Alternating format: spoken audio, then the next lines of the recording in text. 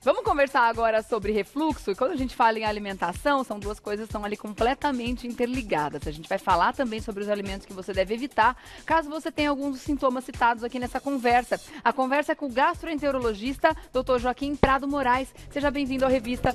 Tudo bem? Tudo bem, você? Também, tudo jóia. Os números, quando a gente fala em refluxo, eles realmente impressionam, né? Não sei se dá pra gente considerar uma epidemia, porque não é contagioso, mas é uma questão que envolve muita gente. Metade da população do mundo pode sofrer de refluxo, né, doutor?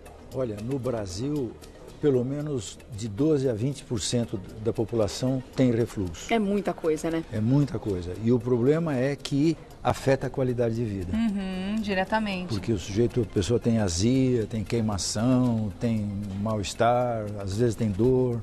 A pessoa muitas vezes ela já senta na mesa preocupada com o que ela vai sentir depois, porque muitas vezes não sabe qual é o alimento que está causando aquele sintoma nela no depois do alimento, né? É isso mesmo. É muito difícil para o dia a dia da pessoa. Agora, o refluxo também pode trazer alguns sinais, né? Alguns sintomas que a pessoa acaba convivendo muitas vezes com ele. Quais são os mais comuns? Em primeiro é o seguinte, não vale muito a pena conviver, porque doença do refluxo é uma doença. E é tratável.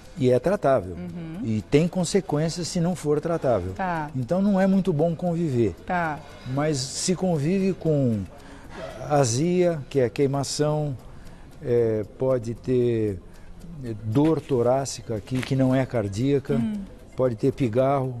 Algumas pessoas têm uma tosse seca e não sabe o que é, e pode ser refluxo, engasgo. São os principais. Rouquidão sintomas. também? Porque muitas vezes acaba queimando as cordas vocais, né? É isso mesmo. E rouquidão também. É menos, mas também pode acontecer. Só mais uma coisinha, e é mais no sexo feminino. É Hein? mesmo? Olha só. Será que o hormônio tem a ver com isso também? Mulherada. Vamos entender como é que funciona o refluxo. Então, a gente tem até uma ilustração para que as pessoas entendam, né, no físico, organicamente falando, o que acontece para que a gente tenha esses sintomas. Vamos colocar? E eu vou pedir para você explicar, doutor, por favor. Tá bom. Olha, ali nós estamos vendo aquele vermelho mais claro é o estômago, aquele rosa aqui de longe parece rosa é o esôfago. Tá. Entre o esôfago e o estômago tem uma válvula, tem a flechinha mostrando. Por que tem a válvula? Porque o estômago tem ácido. Quando a pessoa come, a válvula abre. Abre, passa o alimento e a válvula fecha outra vez. Esse ácido que tem no estômago não ataca o estômago, está mostrando agora, porque o estômago é revestido por dentro. Ele é preparado para isso, né? Como se fosse polietileno revestindo. Tá. Só que o esôfago não tem revestimento. Então, quando a válvula não deve abrir e ela abre, o ácido do estômago passa para o esôfago e então a pessoa tem doença do refluxo. E muitas vezes volta, né? E aí geram todos esses sintomas Vai que a gente abrir, comentou. agora já foi. Não dá tempo de colocar pra gente ver o finalzinho? Ia aparecer mais uma imagem dele abrindo? Deveria aparecer uma dele abrindo, não sei se vai ou não. Tá. Mas de qualquer forma abre a válvula e o ácido passa. Mas então as pessoas que têm a doença do refluxo, o diagnóstico é esse, a gente tem um problema nessa válvula, nesse esfíncter. Exato, esfíncter é a palavra certa, parabéns. Estudou um pouquinho. Mas isso tem solução? Existe algum tipo de tratamento que a gente pode fazer para que o funcionamento volte? Ou o tratamento seria evitar, tentar por tentativa e erro, eliminando alguns alimentos que comumente mais causam isso, para tentar encontrar qual é o alimento que mais agride? Olha, primeiro é o seguinte, é um defeito na válvula, tá? A válvula está defeituosa, então não é que tenha cura não tem, é como se ter pé chato. Nem cirurgia, nada? Não, cirurgia pode ser, mas hoje cirurgia é uma absoluta minoria, menos de 10%. Tá. Caso muito específico. Caso muito específico. É como se você tivesse pé chato. Então, como é que você faz? Você usa a palmilha e vive a vida muito bem. Tá. Tira a palmilha da dor. Aliás, você estava há pouco falando disso aí mesmo. Então, é um defeito na válvula. O que a gente faz para conviver, o tratamento pode ser considerado, em primeiro lugar, comportamental. Tá. Evitar algumas coisas que fazem a válvula abrir. Tipo, existem alguns alimentos que ajudam nessa abertura. Que ajudam. Não são. Antigamente se valorizava demais. É proibido, é pecado comer. Não, não é pecado, não. Pode comer. Mas com moderação. O quê? São quais, por exemplo? Olha, frituras, tomate, que são alimentos ácidos. O tomate está aqui no... Não, o tomate não é ácido, não? mas ele tem a propriedade de abrir o esfíncter. É mesmo? De abrir a válvula. Chocolate não é ácido, mas chocolate abre. Também Agora abre. estamos entrando na Páscoa. Ai, ai, ai. Cuidado. Tadinho da turma do refluxo. A turma do refluxo. Nessa época do ano. Os embutidos também? Os embutidos também, pelo teor gorduroso, porque a gordura faz relaxar. Então, gordura de uma forma geral, alimento gorduroso, seja fritura, embutido, qualquer outro. Qualquer outro. Tanto assim que o grande portador da doença do refluxo é o obeso, porque infiltra de gordura aqui. Tá. Então evita. Depois nós podemos falar dos cítricos, podemos falar bebidas gasosas durante a refeição. Sabe o que acontece? A pessoa toma, distende o estômago e esse gás joga o ácido para cima. Então a gente evita durante a refeição, aqui bebidas alcoólicas, cerveja em particular, hortelã também. Hortelã também não é legal? Não é bom, porque Olha ajuda. só. Antigamente era proibido, não é que é proibido, mas com moderação. Tá. Não estão indicados. E o café também? E o café... Cafezinho nosso de cada dia. mas o cafezinho na fase aguda, porque o café irrita. Aquilo está inflamado e o café passa aqui e irrita. Ajuda a piorar. Ajuda a piorar. Que a gente não quer, né? Então, como você disse, nada do que tá aqui é proibido. Basta que a gente saiba conviver com eles em quantidades menores. Exatamente. Se você faz uso diário, por exemplo, de tomate, se você come todo dia fritura, é bom repensar esse comportamento. Exatamente isso. Tá certo. Agora, existe uma diferença entre o refluxo do adulto e aquele refluxo do recém-nascido, que é o leitinho voltando, né? Que tem a ver com uma imaturidade do sistema digestivo mais do que uma doença, né? Exatamente. O refluxo da criança é absolutamente... Aliás, uma coisa, o refluxo até 5% do dia, ele é fisiológico, quer dizer, é normal. Cada vez que você engole saliva, de cada 2 minutos você dá uma engolidinha de saliva. Abre, reflui um pouquinho. Até 5% do dia você tolera como normal. Mais do que 4, 5% começa a queimar o esôfago. E daí você começa a ter sintomas. Agora, tudo isso no adulto.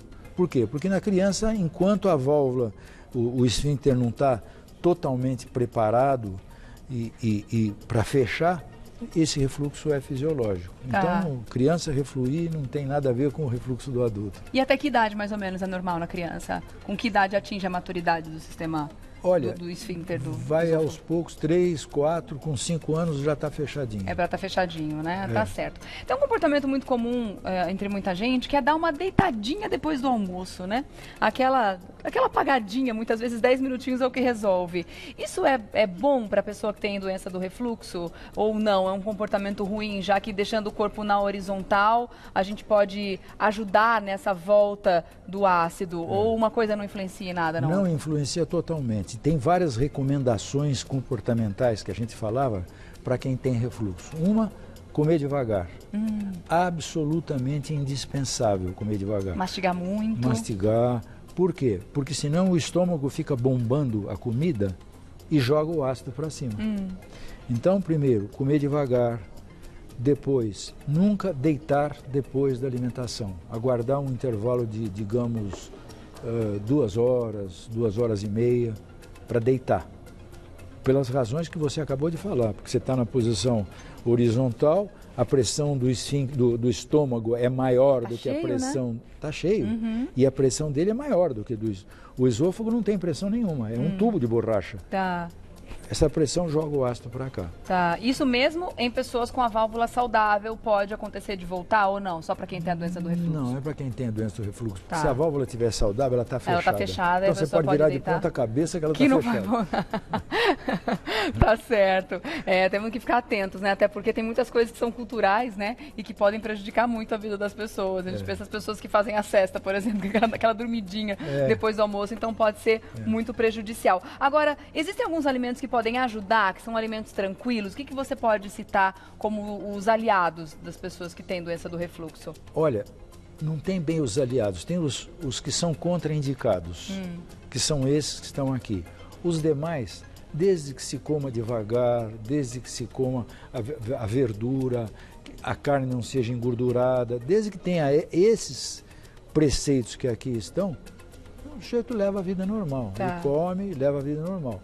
claro que o tratamento implica algumas medidas comportamentais, eu falei da obesidade, muitas vezes o refluxo é noturno, então a pessoa não percebe, acorda no meio da noite, acha que teve um pesadelo e o pesadelo é o ácido que está vindo. Dor de garganta repetidas vezes também, viver com a garganta irritada também pode ser sintoma? Absolutamente, tem que pesquisar direitinho se tem refluxo ou se não tem refluxo. E essa pesquisa é feita através da endoscopia exclusivamente ou os sinais clínicos já podem dar o diagnóstico? Não, se os sinais clínicos forem muito exuberantes, quer dizer, 2 vezes por semana, queimação, melhora quando faz isso. Bom, o sinal clínico pode sugerir fortemente o refluxo.